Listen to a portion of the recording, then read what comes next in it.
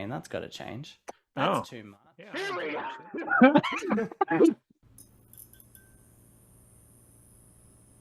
go. We're gonna talk about some Cyberpunk today. Justin, you missed your calling as a fucking like what are they called? A Voice voice actor. guy. As a voice A actor, creep? and Nah, I'm Jace in has there. obviously missed his calling as fucking kibble. Hit me. Hit me. Talk shit for an Speaking hour fucking and there's consumed. nothing, and now it's the dog Nothing. is like, hi. Yeah. Oh, camera's on. Camera's on. I better jump up in there. It was the voice. He's a showman. You don't have to sneeze in my face. Huge. Jesus, the dog's bigger than him. He's a tall boy. Who watched Cyberpunk? Oh yeah, I've seen an app or two. Yep. Justin? Yeah, I've also seen a few of those as well. Cool.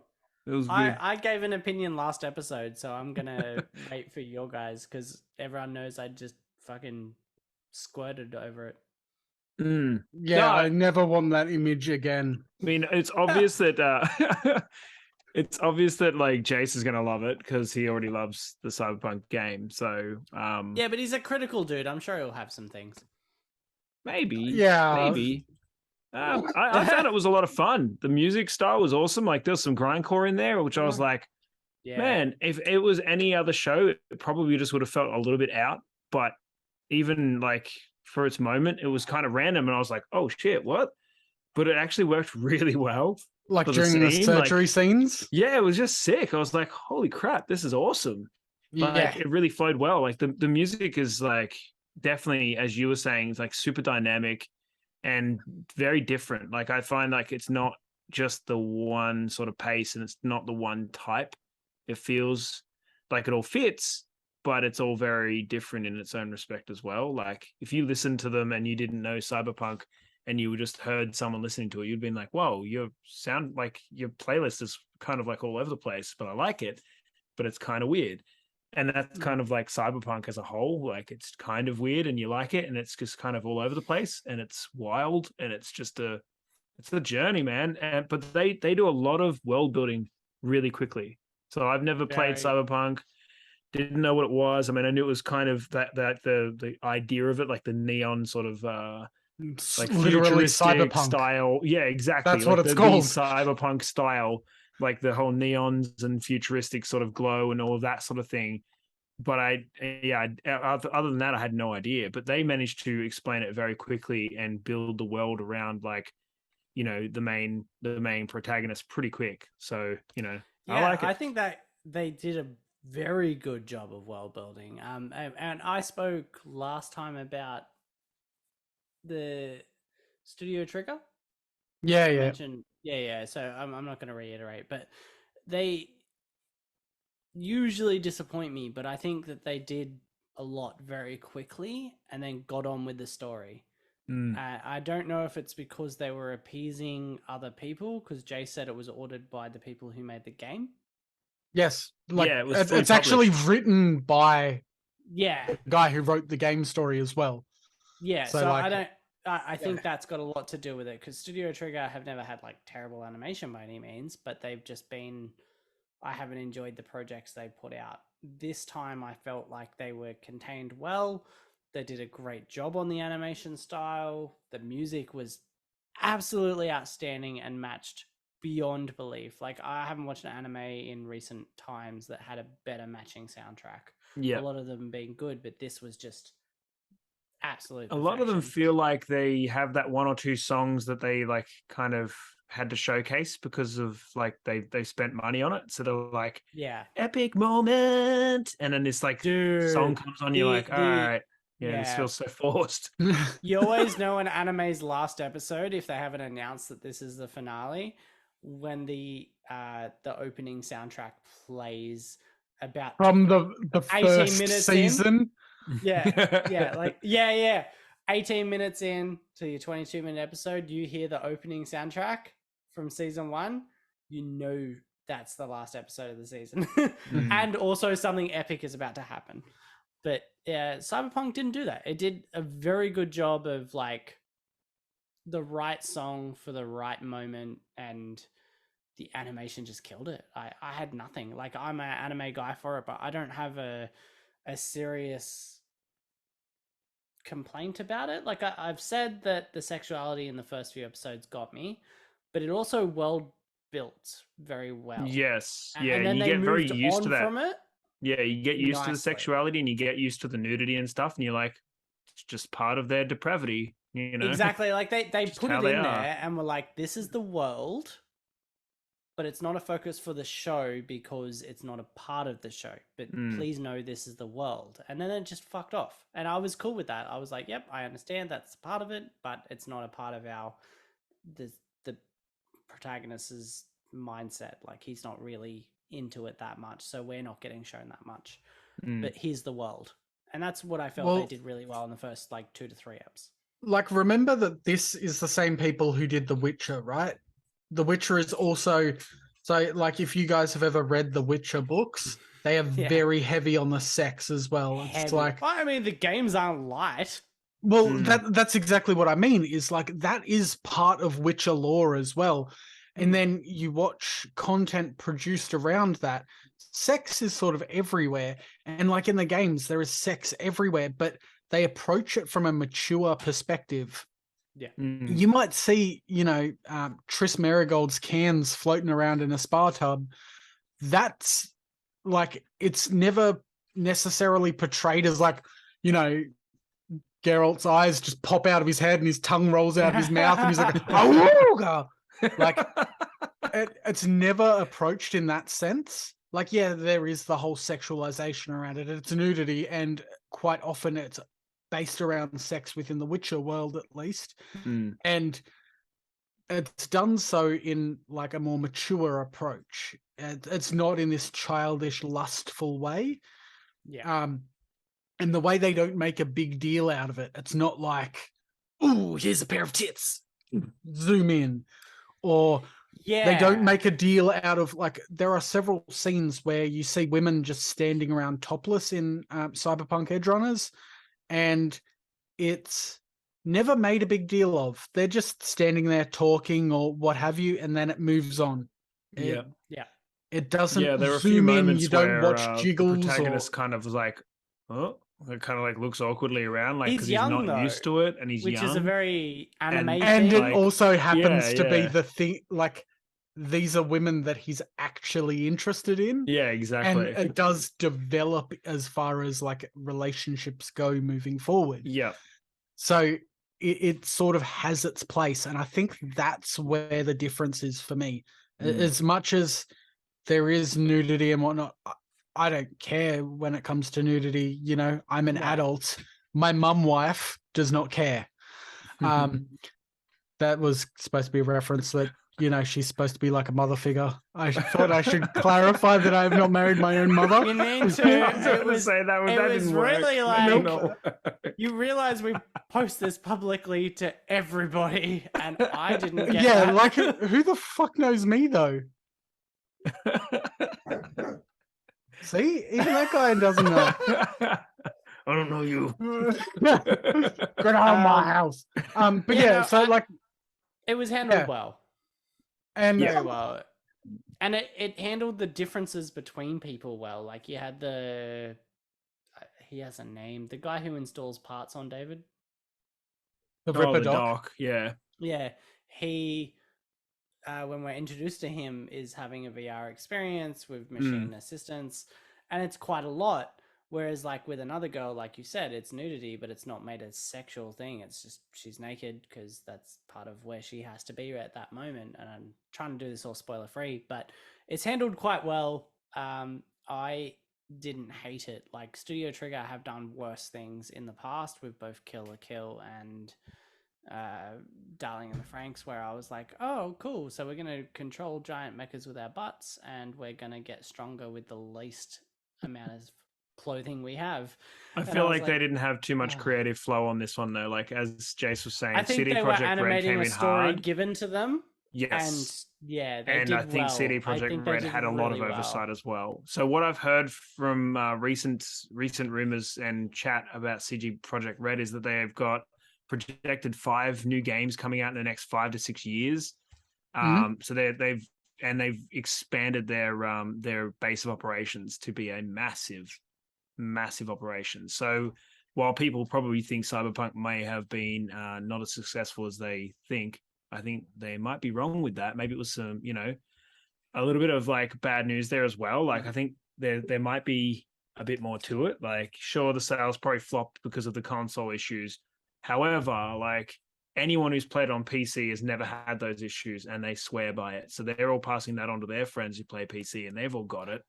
I Like, think I don't they've think done they a good suffered as thing bad. anyway. I think the groundwork is laid. Once you start branching from your original concept, if you can make that lore work in other ways, you can draw in multiple different fans who will then jump mediums. So we've been talking about doing ourselves jumping into the tabletop. Yeah. Jace is the only one who's played the game, as far as I know. You haven't played, Justin? No. Yeah, no. So I haven't played. I do intend to, but I'm not stupid enough to attempt it on PS4. I'm going to play it on 5 once I get a 5, because I'm a filthy Mac user. I'm not going to try and play it on my You broke us, PC. Mac. Yeah. But I will play it on PS5 once I get one. But I think they've done a good job with their franchising or their brand sharing, and I think it does set up the future quite well. Well, so there's a few things to take into account with a lot of this. So firstly, I want to go back a bit to what we were discussing about music, right? Yep. So you mentioned how good the music works with it. 80% of the soundtrack of the show is actually from the game. Right. So that's stuff they already had licensed. Yeah, nice. So it's good. that was pulled straight from the game. And so it worked amazingly well in the game as well. Quite often I was like, this song fucking slaps. And add that to my Spotify playlist. And similar thing happens with the show, right? But they can carry over that licensing. And then the other interesting thing is CD Projekt Red are not just CD Projekt Red, right? They also own a company known as GOG.com or Good Old Game, which were known as a company that do like old school games, and they fix them to work on new systems and then sell them on. And they made a absolute killing on that. And then they started to expand that store and they sell new games and stuff now too, as well as like all the Witcher titles, Cyberpunk and stuff like that too. So they've got all these alternate revenue streams that they bring in, and then they can push that out into other mediums to bring in more money. Yeah. And there's some really interesting things that have gone on with Cyberpunk as well. Like Cyberpunk, regardless of how it came out, like we all know that the PlayStation Store pulled it within like a week of its release. It apparently still runs like bum on Xbox One and PS4. I think if you have the Xbox One X or whatever the like upgraded version of the Xbox One is, and the PS4 Pro, it runs okay. But ultimately, it's not an amazing performance. As we discussed in the last episode, it was built next gen for a reason, and it was just the marketing just fucked it. It wasn't just the marketing; it was the COVID, the thing they were lacking in to build consoles. Like there was a whole bunch. It was a horrible storm for them, but nonetheless, like I think they've made some great moves, like making it an anime. Like yes, I am drawn to the anime, obviously, but I still think they've managed to branch out enough to pull in enough fans that people are now going to not honestly only pick up Cyberpunk now that I've watched 2077, Edgerunner, I want to play Cyberpunk, and I want to find a way to do that. Like I immediately am just like, if this is anything like the show, then I want to experience this because it looks like it could be a hell of a lot of fun. Like and in fairness, I had written off the game as GTA with a sci-fi type twist, and I don't like GTA. So I was like, whatever. But I watched that and I was like, I know it's not anime-esque. Like, it's more real looking than that. It is, I yeah. kind of want to fucking play this now. To me, it feels like it's got a vibe of like Mass Effect. Is that right? Like, not the same style setting, but like all the talking and stuff. Is that like Mass Effect? A bit more like The Witcher. Yeah. Okay. Right. Yeah. Yeah. Cool. And I So love the Mass Effect shit out of has The like Witcher. a whole like morality system, whereas The Witcher's sort of like, depending on your responses, things Depends could on go what happens. one way or the other. Yeah. No, it's It more doesn't quest really. dependent. It's not really. Yeah, it doesn't really change the overarching story or anything quite like Mass Effect does. But yeah, you still do have those decisions to make. Now, as far as like the whole GTA comparison, not really, because it does work on RPG styled things. Think of it a bit closer to maybe like Borderlands Yeah, I was with gonna like say a more Borderlands. RPG element. Yeah. Yeah, so my thought came from the trailers, which might have been just the way they portrayed it. Well, Like, it's first-person shooter, and it you're looks like a shooting, gangster thing, and I was like, it's GTA with cyber in With like neon lights and stuff. Yeah, like Black I was clothes, not yeah. into it based on that. I was like, oh look, they got Keanu Reeves to do a thing. I didn't like it based on that. Not I hated it. I just looked at it and went, okay, that's a cool thing. It's not a I feel thing like that for would have me. cost them a whole And bunch. now, Keanu. Yeah. So Yeah. yes and no. So Keanu Reeves is actually really well known for being a doing massive things geek. relatively cheap and being a huge fucking nerd. So Keanu Reeves is going to be on the Basement Discourse podcast soon, then? I mean, he gets the Yes. train everywhere. It's the least he can do. Catch a train to our studio. Like, if you've ever read Our studio with our 3 panels on an obvious chat. Yeah. These What are are you rooms talking right about? next to each other. What are you talking about? Yeah, Yeah, I just don't we're want to be in the only same room as separated- Brady. Yeah. I'm only separated because I don't want a dog licking my face, and by that I mean Justin. Got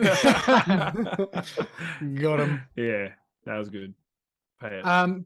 But yeah, so like Edgerunners, I ultimately thought it was brilliant. Like, they brought over their soundtrack from the game. So people like me that played an arseload of the game, like I've literally 100%ed one campaign. Like, I've done every single mission in the game. I absolutely adored that game. And so watching the show, it was not only something fresh, It's and also it has that nostalgic. exactly. Yeah. It like has this vibe. I'm like, oh my god, all the good memories from the game. Oh. And so it's fantastic in that approach as well. And I do have to say, this is one thing I DM'd you about, I think, Brady, saying how much the animation reminds me of like Akira. Yeah, it does. Now, I haven't watched all of Akira for reasons, but that animation style I always find really kooky and cool as shit. Like, just the way they over-exaggerate people's facial expressions. And I think it's there's this anime's draw weird card. fluid dynamic. I think it's the thing that is often almost not done enough in a way, because they go down their other routes with like silly jokes and slapstick and stuff, and I'm like, no, overdo your ridiculous emotional reactions. And like the Cyberpunk one that I thought was so good, that the eye things when they had like the sickness or what's the word for it? Cyberpsychosis? Yeah, Psychosis, and you see yeah, like, the eye sort of darting It's such around. a insanely simple effect. So good. Mm-hmm. And that's anime's draw card at times that I think is sometimes underused rather than not used. Like, yeah, some people look at it and they go, oh, I hate when they do the simple face comedy thing. And I'm like, I love that. I think they need to do more. Like, that's where it excels. If you could put music to the back of that and have good voice acting, perfect. Which they did. Yeah. They did. And that's one thing as well, is like, when you play the game and you run into incidents where cyberpsychosis is like a central point of a mission or quest, you don't see any of that. Yeah. The bit that you see is someone going batshit and you're about to put a bullet in their face. and that's sort of it. Like, which is you going to don't be get that differences between detailed, like, mediums. brah. Yeah, That's I know. cool. So you kind of get like an insider view of that, like, Yeah, experience. It's like almost like it's a little bit extra on top of what you've already experienced in the game. It's like lore building, right? Yeah, yeah, You which know, is like- where I love when people use their medium the way they should. In a game, you somewhat want to be immersed. So you don't necessarily want to know what's in the NPCs' minds unless there's a narration reason. In anime, you're watching it like you're not unaware you're watching it. So it's awesome if they can really make you feel what each character is feeling, because that's going to be what draws you in. Yep. And they can kind of do that if they use their medium appropriately better than live action, which is why I think a lot of animes need to stop being live action, but that's a whole other episode. Yes. Except for Death Note. Dude, Bring more Death Note. I'm so ready. Come on, Duffer Brothers. We believe. My fingers are. I couldn't cross more fingers and toes that they're gonna nail it. In all honesty, Death Note's probably one of the few animes that they could actually pull that off. Less supernatural side effects. Like it could work. Pretty much, the more grounded and IRL you make it, It's gonna come down to actor closer. choice, I think. That's right. Yeah, and that it's just going to be Will Byers. He's going to play L. He's still going to have that fucking bowl cut too. Still wearing the same shirt and everything. No, the wizard hat. Oh, Jesus. Cyberpunk though, I can't remember what I rated it last episode. I'm gonna go 9 out of 10.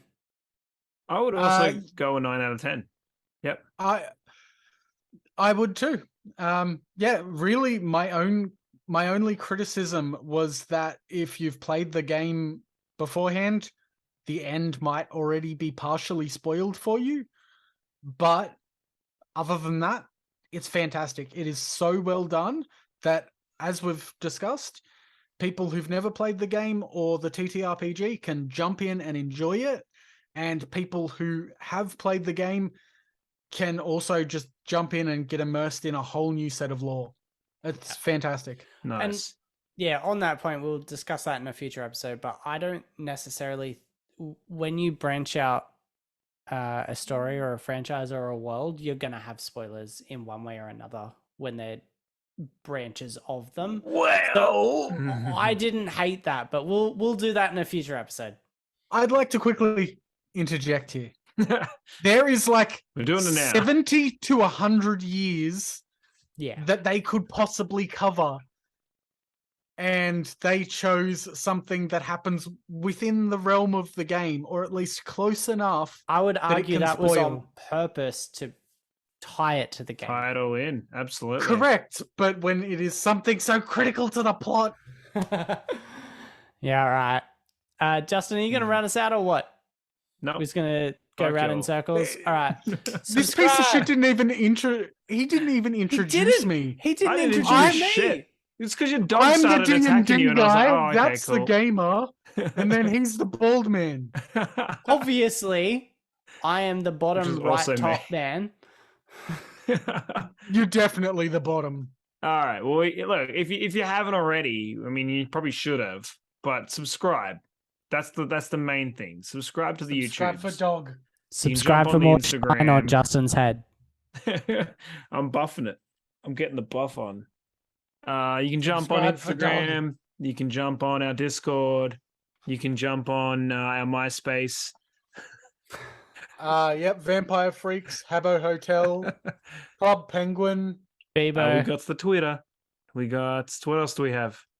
Bebo. Hair changing are us and Lawn Simulator. We are the DLC in the corner. Just Jace and me standing around watching Justin do it for us. Add me on Steam. Look for me on like LinkedIn. And fade to black.